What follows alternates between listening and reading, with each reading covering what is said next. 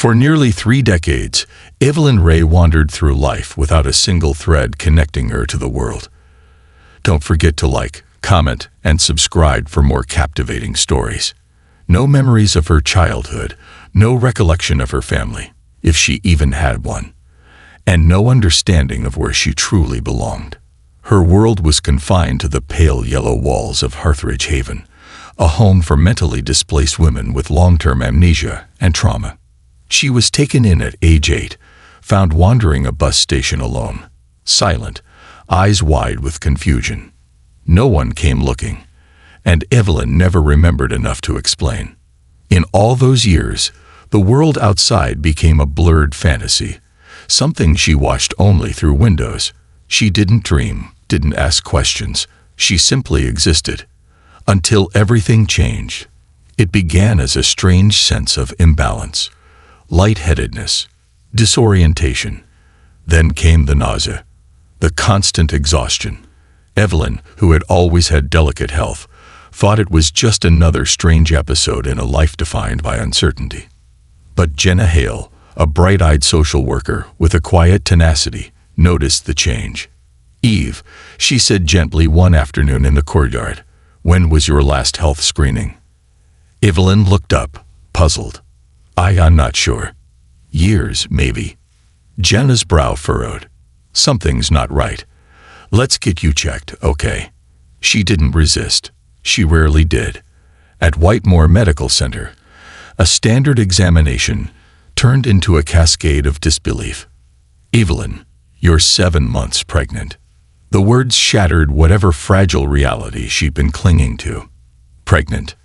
Do you what?" Her voice trembled. "That's not. I don't."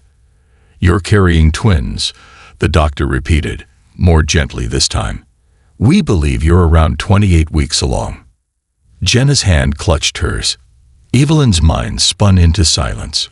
She didn't remember, didn't know how, didn't even understand if it was real. Back at Harthridge, whispers swirled. Some staff avoided eye contact. Others offered veiled sympathy. But the director, Mrs. Dolores Whittaker, was direct and cold. "This facility is not equipped to house newborns," she said, arms folded. "Adoption is the most reasonable option." Evelyn clutched her stomach as if shielding her unborn children from the world. "No," she said, a voice she barely recognized echoing from within. "They're mine." Mrs. Whittaker sighed. "You can barely care for yourself." "I'll learn." Jenna stood by her. "Let's give her time. She has a right to decide." That night, Evelyn laid in bed, hands resting on her belly, feeling the soft thuds of movement. For the first time in her life, something belonged to her, something real. She wasn't Evelyn the orphan anymore. She was something else. She was a mother. Doctors warned of complications. 7 months without prenatal care had left her high risk. She was underweight. One of the babies was showing signs of stunted growth. "You need constant observation," said Dr. Marcus Ellison, her assigned OB/GYN. "We may have to deliver early." "Will they survive?" "We're hopeful, but you'll need to be strong." Jenna helped Evelyn begin the difficult journey toward stability. She arranged therapy, filed for temporary residential status at a shelter that allowed expectant mothers, and helped her apply for transitional housing. The system was cautious. They didn't trust women like Evelyn, women with no past, no paper trail, no support. But Evelyn clung to hope and to Jenna. Then one night, sharp pain tore through her lower belly like lightning.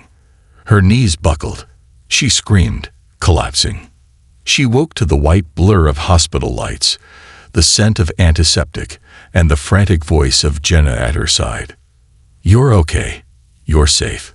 Her hands flew to her stomach. "They're still inside you," Jenna whispered, "but you went into preterm labor. They stopped it.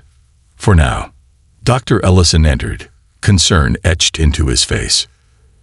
"You've got maybe 1 more week, if your body can hold on.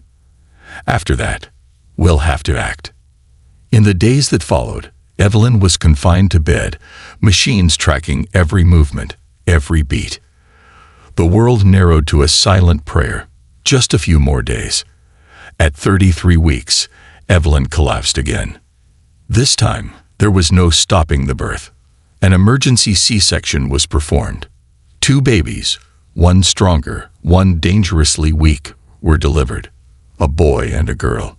When Evelyn awoke, her vision blurred and her arms empty, she panicked. Where are they? Jenna held her hand, eyes shining. They're alive. Your son is stable. Your daughter, she's fighting. Evelyn cried for the first time in years. Not from sadness, but from fear and love so intense it cracked her open. Her daughter, whom she named Hope, remained in the NICU. Tiny, struggling, but alive. Her son, Lucas, was strong, feeding, growing. But challenges mounted. Social services stepped in. You need to prove your capability, said Ms. Rena Caldwell, a caseworker. Given your past, we have to be sure. With Jenna's help, Evelyn moved into transitional housing. She found a part-time job at a bakery and enrolled in parenting classes. Hope's breathing improved. Lucas laughed for the first time. And Evelyn began to remember flashes of her past. A foster home, a locked room, a betrayal. But she didn't let it define her. Her identity wasn't her trauma. It was who she had become in spite of it. Just when life felt stable, a letter arrived. The biological father had filed for custody. Evelyn froze. He was a man she remembered only in fragments: anger, confusion, regret. And now he wanted rights to the children she had blood to bring into the world. No, she whispered. He doesn't get to claim them now. With Jenna by her side and legal support from a volunteer attorney named Claire Monroe, Evelyn stood before a judge. I may not have a perfect history, she said, trembling, but I am their mother. I carried them. I fought for them. I never gave up. The judge listened, then nodded. Custody remains with Ms. Ray. Petition denied. Evelyn wept. The courtroom was silent. Years later, Evelyn stood in a park as Lucas ran through the grass, and Hope clutched her hand. I didn't know who I was, she whispered, until I became yours. She had no past. But now, she had a future. Sometimes, the greatest love stories are not about romance, but about the bond between a mother and her children. Evelyn's story is not about memory, it's about identity. It's about fighting every day against the odds and winning.